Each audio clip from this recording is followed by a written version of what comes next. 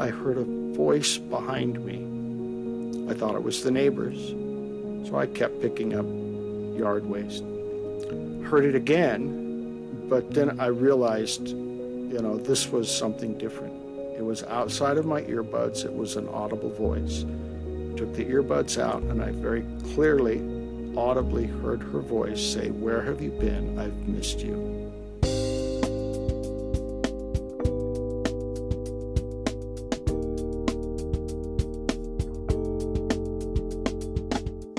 Welcome to How I Made It Through. I'm recording this after I've had the interview with today's guest, Tim Bair. And the reason is because after the interview, he thought, let me send you some of the messages that I've received from my loved one, Marilyn. And I wanted everyone to hear it because the questions will reveal a lot of interesting truths, but this message is the most poignant and profound and a beautiful place to start. So this is from his deceased wife's, from the other side, a message she sent to him to share with others. And it starts, "The concept of life and death, of before and after, of physical or etheric, is deeply flawed. It is all one continuum. While we continue to travel back and forth between what seems like two completely separate worlds, it is all one journey. Each of us is one soul on one path that has the ability to adapt physics to whatever realm or universe we choose to be in. Our relationships of love did not end simply because we changed where we are. Who we are never changes. We can change costumes to fit the current moment we find ourselves in, but again, who we are and who we love cannot change. It will not just because the realm we are in, it will not just because the realm we are in requires different laws of physics. Just because your eyes cannot adjust to what may at times seem like total darkness does not and cannot mean that I no longer exist, or that I no longer love, or that I no longer desire to be near you. We are closer to you than you could ever believe possible. That statement, while it accurately suggests a problem, also leads you to the most beautiful solution. Belief is a valve, nothing more and nothing less. It is also something that you control. It is true that some of us are on a physical journey this lifetime that is not supposed to provide all of the answers. There are some who have chosen to come to this physical life at this moment to learn very difficult lessons. It may seem to them that their circumstances are unfair, that the life they are experiencing is too harsh, too difficult to have ever been a choice. For those people who walk in light, and for those souls who are home, the ones who have come to physical life to experience the harshness are all heroes. Their experience benefits everyone. The contrast that is shown makes everyone's experience of the light of Source seem brighter. This is not an individual journey, but a collective one. We all benefit and hold inexpressible gratitude for those who carry these harsh, heavy burdens. When you and I faced our darkest moments, this is her talking to him, our most difficult challenges, the universe watch in profound gratitude. So as we continue to face the challenges that lie before us, do so with joyful knowing. Do so knowing that it carries all souls. Do so knowing that it carries all souls towards the light of Source. And she signs off, your eternal love. Enjoy the show.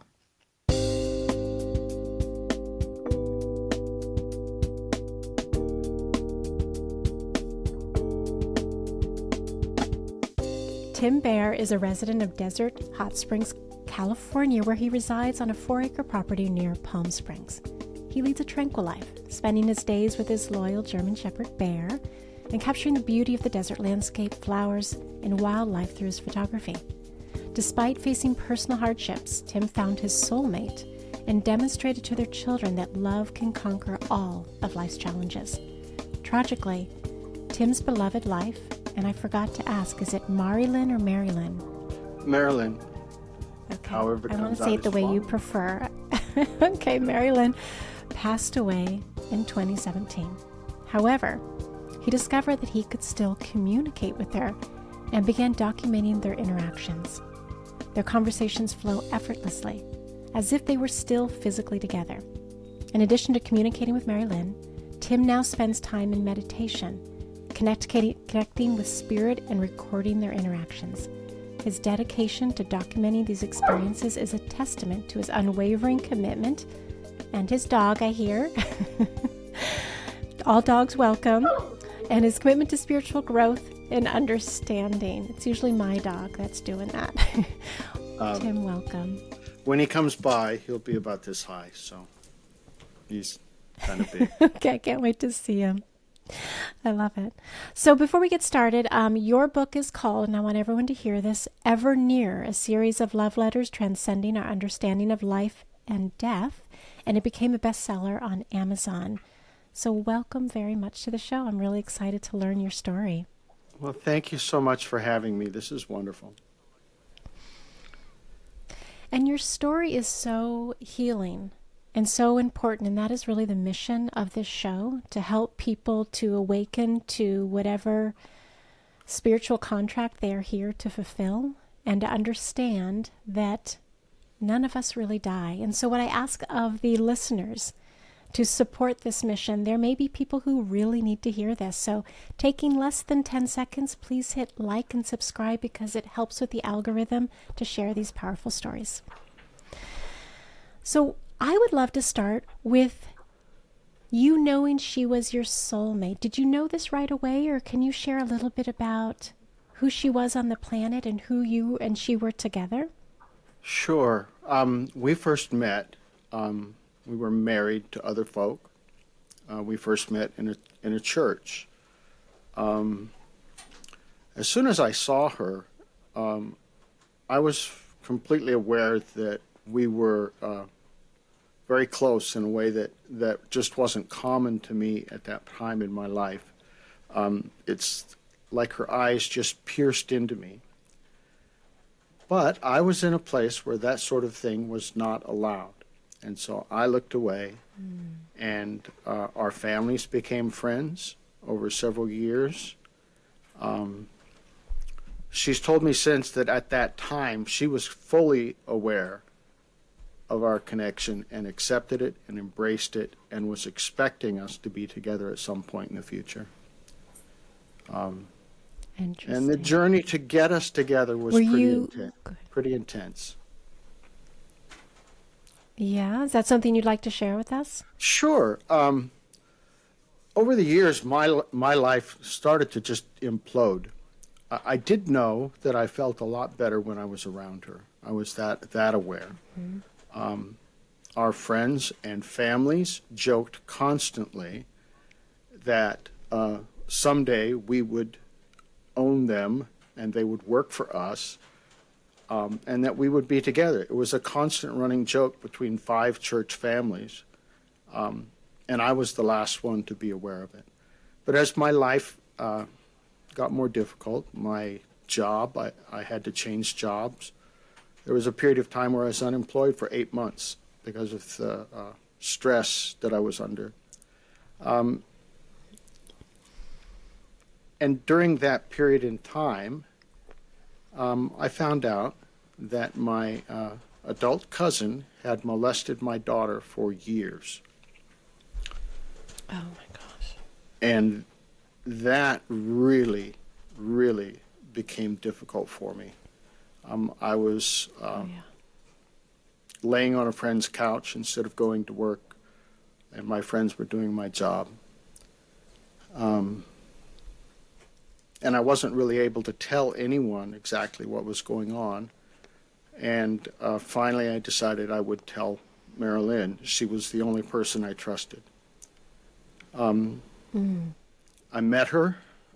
She was in a marriage that was abusive, and she was worried about meeting with me, so we met in secret over a cup of coffee. That cup of coffee lasted 6 hours. And that is when we decided that in order to provide our 6 children at the time, 2 for her, 4 of mine, an example of what relationships should be, the only way to do it would be together. And 8 weeks later, we were living together and in the fight of our lives over our children. Wow. Wow. Less than a year So we you've were married. mentioned, Yeah, okay. go ahead. So you've mentioned church.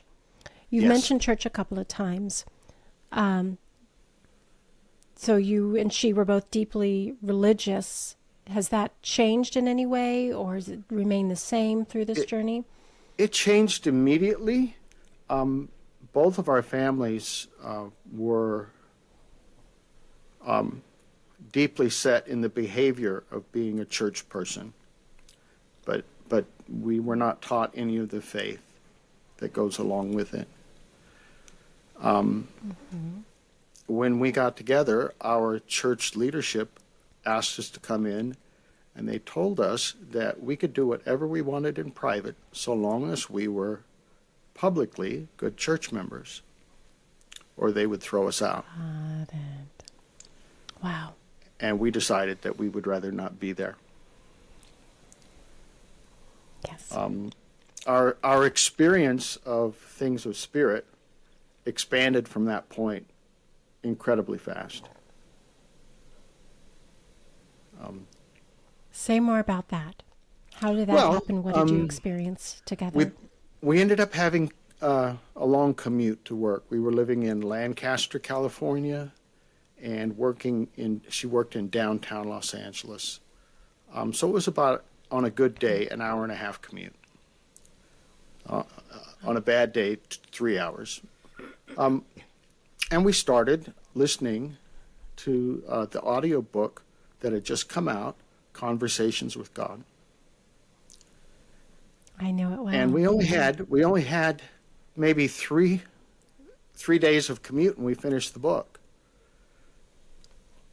But we listened to it a second time, and it took 6 months. The pause button, the chrome was worn off the pause button on the car radio. We would listen to a sentence or phrase, and we would talk about it for a day or 2 or a week. And it really, really was not so much something we were learning. It was something we were remembering. I love that. And the adjustments in our life were instantaneous. We just chose a different path immediately and did it. So as far as organized religion, I haven't participated in that for over 20 years. Okay. And so you and she are living this life, and you call her, and she called you a soulmate. Yeah. How do you define that? What does that For mean? me, at the time, we really weren't working with very defined things. We just knew we had been together before. Many times. There were so many synchronicities, so many things we enjoyed the same. It was just so easy to be with her. It was like being with another part of me. And we just sort of thought that if we'd been together before and we're together now, there must be a future life of being together as well. Yes. And so from the very beginning, we were aware that we were going to be together for the foreseeable futures, for as far as we could see, over and over and over again, because we had been together so many times before. It was literally like looking in a mirror, only the best part of you. You know, I think that's such a powerful message for people to hear, because the nature of life in these bodies, we're sentient beings, is that we lose people. People's bodies die, and we go through profound grieving. But for people to hear that and recognize this is just but one life, and it doesn't take away from the anguish, but there will be life not only in the afterlife, but recurring lives is what I'm hearing you Yeah. say. Yes, absolutely. We're not worried. Once we figured that out, we weren't worried about dying. We were concerned with consequences that were occurring to our children because of our behavior, because of what we did. We were concerned about those kind of things, but we did not worry in the least bit what would occur if one of us died. So you never mean the occurred to us that transition of breaking Yeah. up marriages? Yeah. That was, as you're on this planet, those consequences, but there was a sense of we've known each other, we will always know each other. This is not temporary, and these are just bodies. Yeah. Yeah. It was kind of like a Okay. superpower. We just weren't. Yeah. It took the pressure off everything. Our challenges became challenges. They weren't struggles. As a matter of fact, we sort of outlawed the word struggle. Our exes were trying to pretty much put us back in the Stone Age. Everything they could possibly do, they did. They used our children as deeply and as profoundly as they could. We went through 2 bankruptcies. We had 2 divorces, 2 bankruptcies, child custody disputes, and got married all in 1 year. That was our first year. Holy cow. And you were also just reeling from the aftermath of learning that your cousin had molested your daughter. Yeah, yeah. We were in court over that constantly. We went to every hearing, every moment that there was a court hearing. We were there. Probably the most difficult day of my life was when my daughter testified.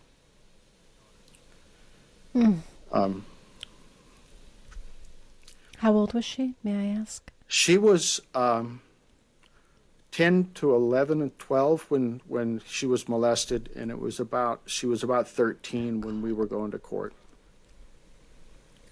Okay. And so I want to make sure that this is all so important in your journey, so I don't want to in any way underserve this part of the story, but I want to make sure that we're advancing the story. Sure. I'm curious to hear how you and she spiritually kept each other in the mindset of challenge versus struggle, and then I want to move towards her transition and then your eventual reacquainting with her. So let's start with that first part.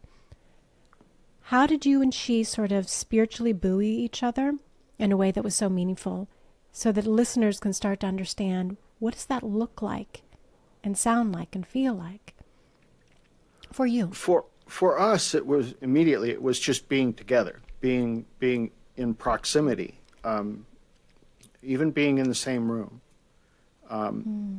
There was a strength that was greater than the two of us. It's as though 1 and 1 did not equal 2. It was much greater. There was power in it. If I was down, she was not. If she's told me, even before she passed, that in the moments that I was at my lowest, that's when she felt my love the most. We were able to go through difficult moments, and for us it was mostly just being together. It created this sort of spiritual bubble around us that we could reach out and affect change with our children, but nothing came through and really impacted us. It's extraordinary. You know, of course, we were challenged moment to moment with court cases and bankruptcies and custody fights that lasted until her ex passed away. It was truly intense. Mm-hmm. But again, there were things that we were overcoming. It wasn't anything that was damaging us, and we knew it. Yeah, and that speaks so much to this power of soulmates, however that is defined, that there have been so many lifetimes together, that there is this knowing, there's this connection. Because for most of us in marriages, relationships, life struggles can easily erode at the fabric of trust and communication and just the difficulty of it, as I'm sure you understand from your first marriage. Yes. But if you would take us up to her her leaving you, like share that experience if you would. Okay. First, it's kind of important to realize, to know that I was injured fairly significantly in the year 2000. I was lifting weights and I fell and damaged 3 levels of discs. Through 3 surgeries, several years in a wheelchair, Marilyn took care of me. Hundreds of doctor's appointments, hundreds of physical therapy appointments. We went everywhere and did everything that we could together still, but she was literally carrying me to the car to get me to a Dodger game or anything like that. So I had that intense feeling of gratitude about that. I mean, she slept on the hospital floors for 10, 15 days at a time sometimes during my surgeries. So when she became ill, it was Thanksgiving 2015. We were at her mom's house, and she had a little vegetable plate before dinner and just started throwing up. Just couldn't stop. She was dizzy, terribly nauseated.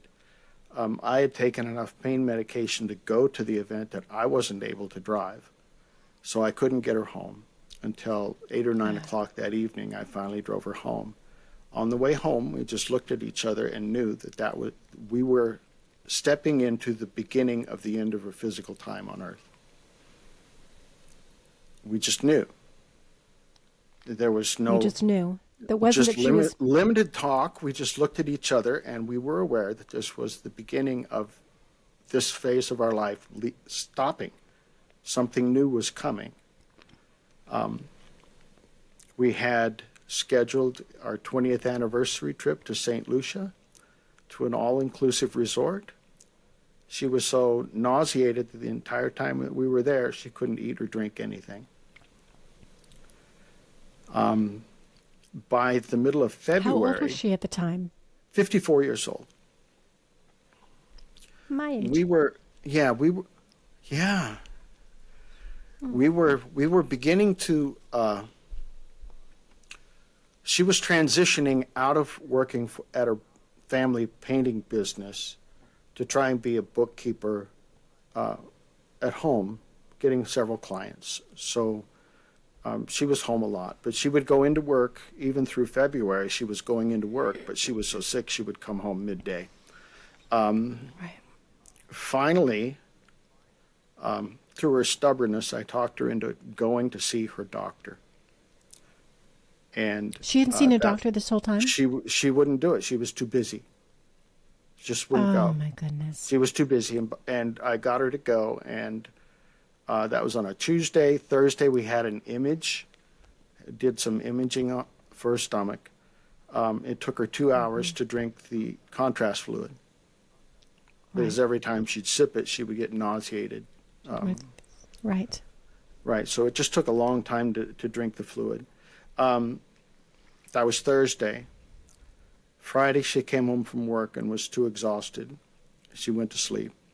Saturday, she was getting more and more weak, and it just seemed that she wasn't even drinking any water. Sunday morning, I called her doctor's office, and the doctor said, well, I was going to call you Monday anyway. There is a mass on her stomach. It's definitely cancer. You need to go to the hospital.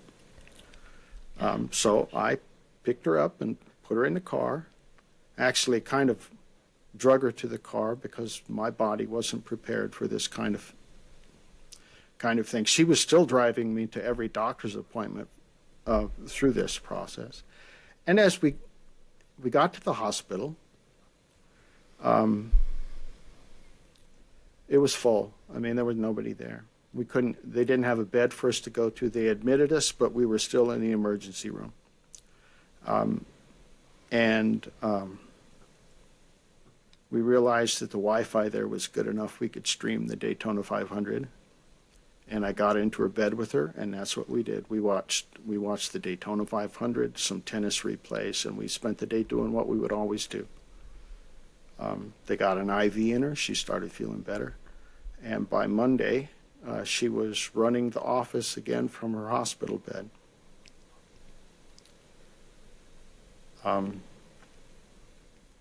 She was stubborn.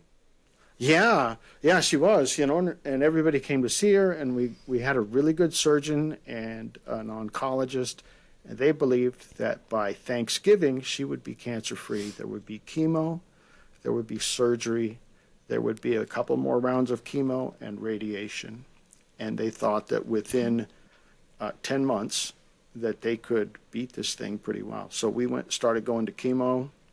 We were in the hospital the first time for almost 2 weeks. 3 weeks, almost 3 weeks, which was the shortest stay of our hospital stays. So was she, because the things that are going on in my head is the car ride where you and she both know when she starts at Thanksgiving, start vomiting, and you both know that this is the beginning of the end of her life. Yeah. When they give her that prognosis and they tell her, here's the course of treatment, are you and she rallying around, we can make this happen, or is there still that part that knows this is how privately, she exits we this? knew that this was the end, but publicly, for the benefit of our children, we did what we were supposed to do. We put a smile on her face, and we did all the appointments. We figured that if maybe we were wrong and it was okay, we would just ride. We were in for the ride, regardless of where it went. It didn't matter. It just didn't matter. If she was healed, then we assumed that that's what was supposed to take place. So it's absolute faith in whatever outcome is what you're accepting. Absolutely. Yeah. It was a different place to be in because everyone expected her to fight really hard. Yeah.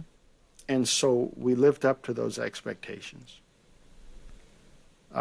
Did it feel but genuine? at every step, the two of us together, when we would look at each other, we would know. Our conversations were about what my life would be like after she was gone. And tell us if you know, again, I want to be very mindful you're sharing your story and you get to share what you wish to and what you don't. But in those conversations, what your life is going to look like when she's no longer here, did you talk about communicating from the other side, or how did you and she wrestle with that? We had always, our thought was always that if we died, we would do it together. We'd been in some car wreck or, a cruise ship would sink or something, that we would be together. But we assumed that since I was pretty much on disability and she had a job, that it would be better if I should pass and she was left. Through this whole time, we were constantly laughing. One of the thing she hated the most in life was being nauseated. In the 20 years previous, I saw her throw up once. And the thing that I hated the most was to be alone. And we were it was almost a joke that this is the way it was going to turn out, because, what we feared the most was actually what was going to occur. So we had time to kind of go through that, and she literally, we made a list of what the perfect place for me to live would be. We knew that eventually our home in Los Angeles would be too much for me to do on my own, take care of on my own, set up with two incomes. So eventually I would have to sell the property and move out here to Palm Springs. A little less expensive, slower pace. It would be good for me. And she wrote a list of what my property should look like. I live in that property. Wow. It's kind of incredible. Just the move alone. I wasn't physically able to do it. I hired a company. My realtor friend came out here and found a rental for me. She spent a weekend out here in Palm Springs, and sight unseen, I moved into a rental. And about 2 months later, she called me and said, you know, you really should have bought a place. We've done this backwards. And so we started looking. Before coming out, the reason we got a rental is we couldn't find the place that I wanted. We couldn't find a property with acreage and a home and a shop and a pool, you know, space for me to do the things I want to do. But after I got out here, the first property that came up online was this property. It had been on the market for 2 years, and we didn't see it. I can understand me not seeing it, but my realtor was shocked because she hadn't seen it either. Wow. We ended up getting it for under market value. So I literally live on 4 acres. I have a pool, a 1,200 square foot shop to play in, and a 2-bedroom house. It's perfect.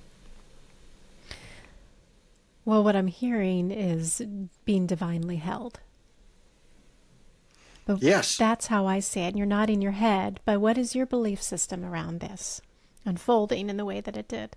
This home, she saved this home for me. There is no question that She being your wife. Marilyn saved this home for me. It was available. She shielded it from view. Nobody saw it, not even me. I don't know that I would have been able to move directly to here. Moving twice in 6 months really took a toll physically.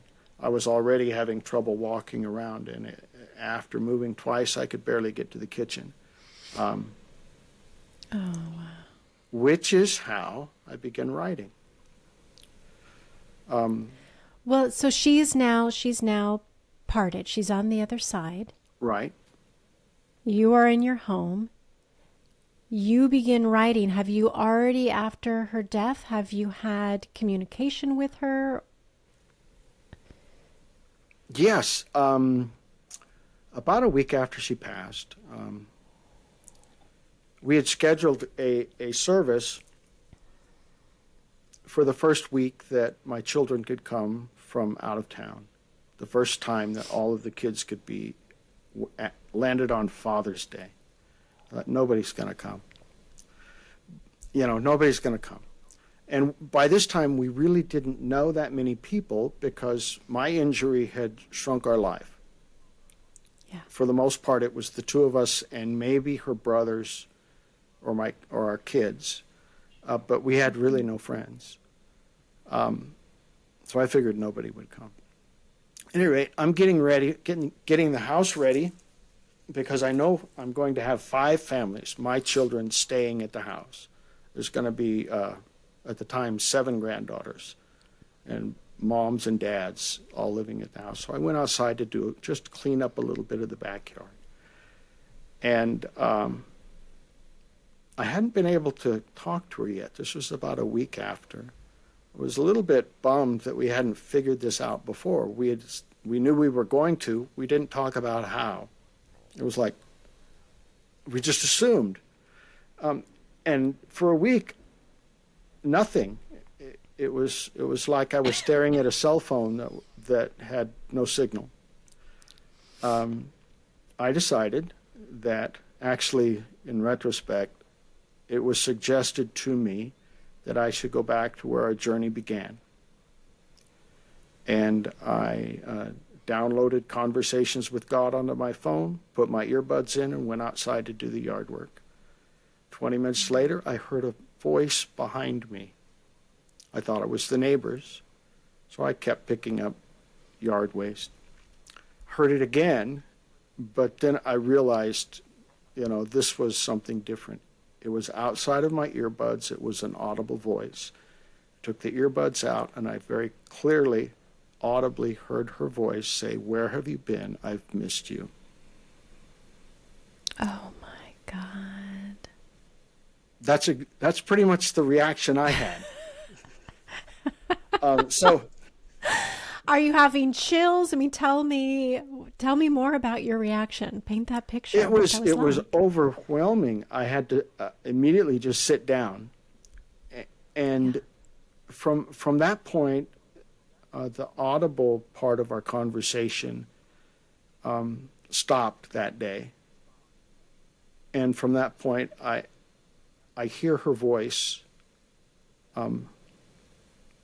somewhere in my mind. I'm not exactly sure, but I know what she's saying.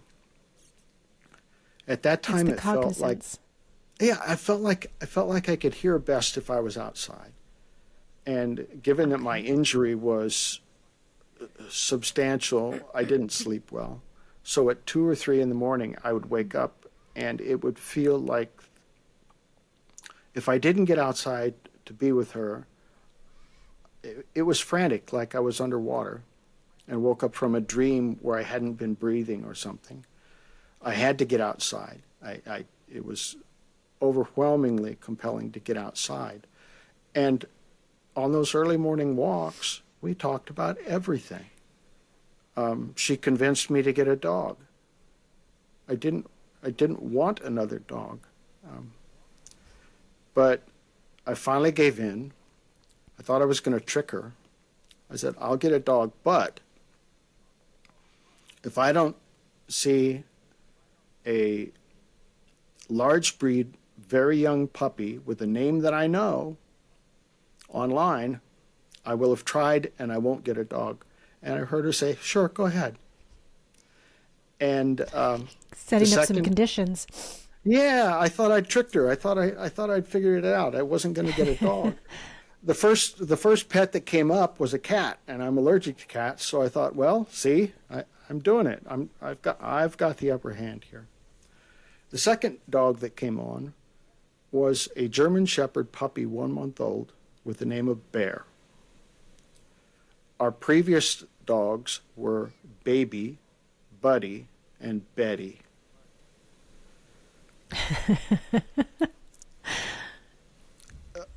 Less than a week later, Bair was living with me. He was, at the time, 19 pounds. They actually thought he was Big 3 boy. months old. They thought he was 3 months old. The vet told me he was 1 month old, and he was going to be very large. Bair is a 150-pound German Shepherd. My God. He is much larger, which is perfect for me. He carries packages from the mailbox for me. I've taught him to get the emergency medical kit from the house and bring it out to me anywhere on the property. I just tell him, go get the kit, and he runs to the house and picks up the trauma kit and will bring it to me on the tractor wherever I'm at. He's a miracle. Well, you know, they say that animals are from, sorry, our timing is off, but I was going to say, they say that animals are from the angelic realm. Yes. And so people on the other side can send them to our aid. I've talked to a couple of people who are into animal communication. Bair has been in my life previously. And Bair and Marilyn conspired to come back to me. Yes. Well, Tim, I'm really curious. And first of all, I encourage you, I should say. Well, I had a guest last year, maybe the year before. His name is Matthew McKay. Dr. Matthew McKay is a psychologist in the Bay Area, and his son tragically died, and he communicates with him. His son is Jordan. So you might find that resonant. I'll look that up. Did she share with... Yeah, please do. He's a phenomenal human being. Great story. What did she share with you about the afterlife? The first thing is she's not gone. I lost her body. That's traumatic. There's no way around it. That is a part of your life that just doesn't exist any longer. But that's all I lost. And Actually, what I've got is more expansive. I was more alone when she was working than I am now. I am by myself, but not alone. I don't know if that makes sense. The things that she has shared specifically about the afterlife is that they have not gone anywhere. There's a different physics involved. I can feel her essence interact with my own body. I can feel a tingling on me when she is near. And it doesn't require me going into deep meditation for me. It's just I'm aware that she's here. She is with me 24/7, as far as I can sense. She can also be with my granddaughter 24/7 because time and physics are just different. And my brain won't ever understand it, so it's just something to accept. Just to say, okay, that's fine. Yeah. Her and my journey, what we are here to do is what we're doing now. The entire point to this physical life was to get us to the point where we would be together now, this way. The way she describes our relationship now is that we had reached pretty much the mountaintop of experiencing love as you can in physical form. And we chose to expand that to include the amount of faith it requires to be on either side of what she calls the Great Barrier, while she is in what she calls her natural state. So we are, as far as I can see, this is the best it can be. If we're both in spirit, there's just it's not the same.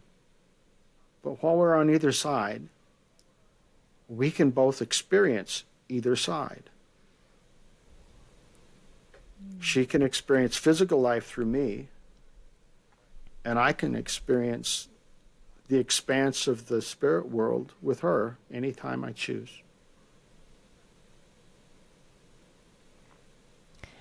And what messages, because you have a book, and it sounds like there's a lot more to share in more books.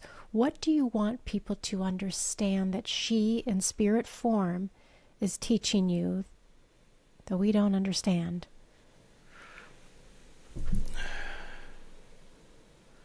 I think the greatest thing that I've learned so far is that everything, we are doing everything for ourselves in this life.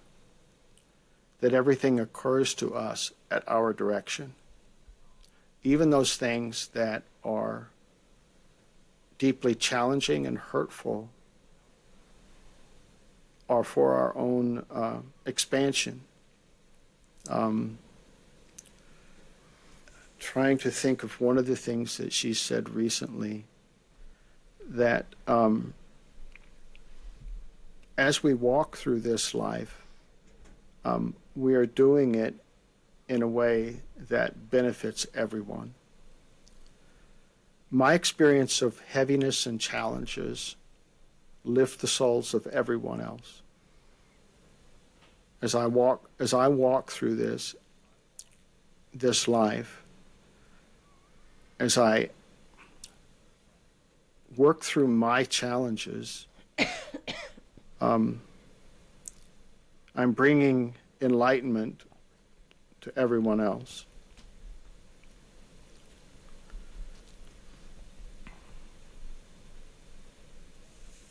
So it's like a web. We are all interconnected. And Yeah. if I may, I'm just going to reiterate what I'm saying. So these things are not arbitrary. They're not bad luck. They're spiritual experiences through which we not only elevate our own spiritual awareness, but we serve to do so through this web of life's intersecting with one another. Right. It's almost the simple thing that rising water lifts all boats. You know, it's that simple. You know, you may not feel it in your life, but as anyone's consciousness is elevated, it elevates all consciousness. Right. Well, that feels like a really important distinction because we all go through challenges, and I'm aware of, struggle or suffer versus challenge, just the reframe of that. Some people move through the challenge by becoming more vindictive or Yes. resentful or hateful, and some people move through it in the way that you and Marilyn did, which is to elevate sort of a love consciousness and a trust and a faith that it's more than what meets the eye. So the elevation happens when there is more of the love consciousness Yes. Yes. versus that, because challenge cannot sometimes does not bring out the best in people. No, it doesn't. It doesn't. It truly doesn't. As a matter of fact, we experienced a lot of that coming at us. Most of the world wanted to crush us. Yes. So we understood very deeply that some people don't respond well to change or challenge. Many people are challenged by challenge. But Yes. but by having gone through what we did in this physical life, it prepared us to be together while not being able to physically touch each other. And I think that our experience is one that brings about an opportunity for a different vision, an opportunity for change. If everyone were to truly understand on a deep level that you don't lose anyone, how different would everybody's response to challenge be? I think that's kind of our message in a nutshell, along with if we can do it, you can too. Well, let's stay there because it's interesting. Okay. After I posted on Facebook after I had the interview with Matthew McKay that people don't actually die and that you can communicate with them. And I remember one of my friends said, "I beg to differ," and I knew that she had lost a child, a toddler. Yeah. There's a lot of, for some people, skepticism. There's a lot of pain, and I have such tremendous compassion for that. What are some of the tools? Because I think some people might be feeling bereft, like, well, I lost this person and I'm not connecting with them. What is your advice? I've actually hesitated to tell my story because I was afraid that I would make people feel worse. I understand. I felt with that, even that Facebook, I was like, Yeah, and in those moments when I have shared, I found that people tend to not feel worse. They tend to not understand, right. and that can make them feel worse, not understanding. Yes. One of the things that I've learned is that heavy emotions like grief and anger make this more difficult. So, Yes. had Marilyn and I not gone through so much of our grieving process before she transitioned, I might have had a more challenging time. But because we had 15 months of her illness, and we had already learned through my injury that we didn't have to touch each other to be intimate and close. We could be sitting on separate ends of the couch and be just as intimate as in any situation. So we had already learned that. We got a head start. So personally, when she passed, I didn't feel overwhelmed with grief. I have moments now when things come up, but at that moment I did not. So that's the first thing to know, I think, is that if somebody's dealing with the immediacy or the overwhelming grief of something that has just occurred, it makes it more difficult, maybe even impossible. Yeah.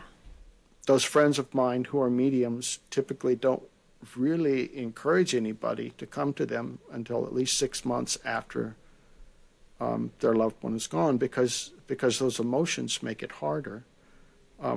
They may give the one who has lost someone outstanding information that they just can't hear. So I would say that that's the the density first thing. and the heaviness. The heaviness makes it difficult. And I think a friend of mine, you actually had him on, Richard Martini. Many times. He's a friend of mine as well. He wrote the foreword to my book, to our book. So Rich and I have corresponded quite frequently. And one of the things that has come up in their podcast, Richard and Jennifer Schaefer, is to move grief into nostalgia, to try as a stepping stone, where grief is only difficult and hard and heavy feelings. Nostalgia starts to bring in memories of joy. And that is where you can begin to be aware that your loved one is still with you. Also, one of the things Marilyn has told me is if you're looking for rainbows, you're not going to see the sunset. So by focusing so hard on what you believe communication looks like, you may entirely miss the communication. And I think that that's important. One of the things I've learned is if there's a song that comes on my music stream that reminds me of Marilyn, did she send me the song? Or did I hear the song and reach towards her? And then, does it matter? Does it matter at all? The point is, we've come together through that song and experienced something new, a new moment in time, not a memory. This is something new. It's fresh. If I see a butterfly, did she send me the butterfly, or did I just look up at the right time? And if it makes me think of her, what does it matter if she sent it or if I think of her?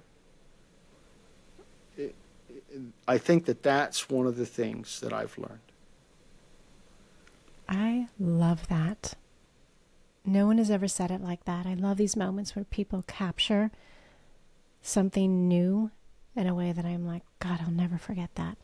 It's true. What does it matter? Because it is through, if you're saying, and I've heard many people say this, that density, the heaviness of grief and despair and anguish, right? That makes it difficult to connect with the other side because the energy is so low. But if in that moment, whether it's a song or a butterfly, you are connecting to a memory and it fills you with love, there's the point of connection. Whether they sent it or you felt it, the point of connection is achieved. Right. That's very much, yes, that is very, very much what I'm saying. And it doesn't matter. It could be a billboard or a unique license plate or a beautiful mountain view. It doesn't matter. If what you are experiencing creates an access to a memory, that is a connection. Yes. It's very basic. I mean, it's not paragraphs of information, but it's enough to know that they exist. And if you recognize that your memory is the connection. Yeah. Yeah. With the time that we have, because time goes by incredibly quickly, and I feel like we're just scratching the surface. And I encourage everyone to go out and Ever Near is the name of the book. A series of love letters transcending our understanding of life and death. What other themes? Holy cow. Holy cow. Yeah. I didn't even know that was still on. What is that? Are you okay? That's fine. Maybe That's her. my phone. I have to be able to hear it if I'm like 500 yards away. So, sorry. Okay. It's off That's okay. now. That's okay. Okay. What can listeners expect to learn? Because you're already sharing, that people never die. And you're sharing that, often that it's what can impede connection is grief and heavy feelings. What other themes are explored in the book that you can share with our listeners? I think that this first book is about how to open that door. Mm-hmm. I wrote the book from the back to the front. The way that Marilyn and I talk to each other now in a formal way is, some people call it automatic writing. To me, it's not. It's just I'm writing down what I'm hearing. Since I began doing that, I've got about 300 interactions with her that I've written. I used 12 in this first book. There is a great deal of understanding and knowledge that is coming in the following books. I needed a first step on the ladder. I needed to explain who we were and where we came from in order for this one to make sense. So I pulled out the letters, I thought, and then I just had to write background so that you would understand what she meant when she said, "You remember when this occurred?" Which I thought I was going to write a 50-page pamphlet, and I wrote 300 pages. Wow. The next book is going to be much more, intense is not the right word, but focused. The title will be something like Out of Injury and Illness and Loss into Healing. And it will describe my physical journey, her transition to where she is, a lot more about how we communicate, and the process of my physical body healing since she's passed, of what she terms as her body, her density going away so that her soul could heal. So the transition from physical to where she is now in her natural state is in itself a healing. It's a correction back to where her soul desires to be. I think that the things that we have learned and what we could share is, to the greatest part, that you are not gone. They are not gone.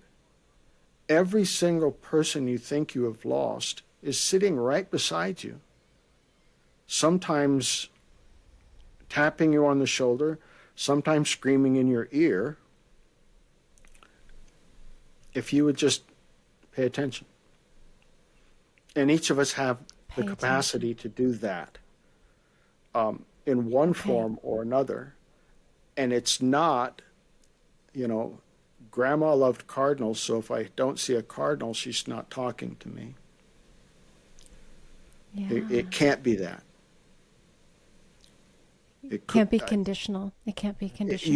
You can't come into it with it must be. Sure. Well, as we start to segue into the last couple of bits of our conversation here, you said we're not paying attention, and I think that is very, very true. What are one or two things that we can do to prime ourselves to pay attention, to avail ourselves to the connection? Quietness is a big thing. Some people that I've talked to think that, formal meditation is necessary. I don't. I've learned that I am not a meditation practitioner. I practice at meditation. It takes the pressure off. It means I can make a mistake. It means I don't have to have this glorious experience every morning at 5 a.m. I practice at it. I just get quiet. I listen to my own body. I don't have a particular process. but being quiet is a first step. Focusing on a memory, if that means taking out a photograph of a joyful family time, just focusing on that person in a joyful way. I know so many people who have on their nightstands photographs of their loved one in a hospital bed in their last days, and I think, wow, that's heavy. That doesn't bring about a good memory. Even if you have to go back 10 years, find a picture where they're smiling and doing something they love. Right. Right. Or smiling and holding you. Whether you're an infant at the moment that grandma's holding you, find a photograph that brings about joy in your heart. And allow for that connection to be whatever it is. You might ask a question, and you might get a response. You may not for 6 months or 6 years. But for me, the moment of connection is the memory. It's the moment that you recall those times. You might even have a more profound experience, but don't make it that's what you must have. Yeah. That's so good. That's so good. Let me ask you one final question. Okay. Given all that you've experienced, all that you are learning, all that you are moving through, what is your definition of a life well lived? I think for me it's a life of love, of pure love. We can experience that with our children. It's a little harder with an adult that has, but it's there. And that's what I think. I think to grow yourself in love and to have your relationships be about love, I think that's a life well lived. It doesn't require anything else. That's perfect. That's perfect. Tim, thank you so much for your time and your words and just sharing your story. It's meant a lot. Thank you so much for having me. Before we go, how can people find you? I've said your book, but do you have any other places if people are like, who is this man? I've got a website. Where do they go? I've got a website, Okay. Bair6, all one word, 6. That was Marilyn's favorite number, so that made sense to me, timbair6.com. Okay. I pop up on podcasts every once in a while. The book is available on Amazon and a couple other places, but Amazon is the easiest. You can find me. Yeah. I don't do very much on Instagram yet. I'm still learning. Me too. I am still processing whether it's important or not. I think that's, I get it. And I've got another a Facebook profile, Tim at Evernear, or Evernear, Tim.Evernear. Whatever. But you can find me there. Just look for me. There'll be a lot of pictures of me and Bair. And well, what's my interesting property. is you're saying this. I can't believe I didn't. Yeah, Bair. So it's not only that you have these dogs with B names, but also Bair and your last name Bair. Like, he's yours. Yeah.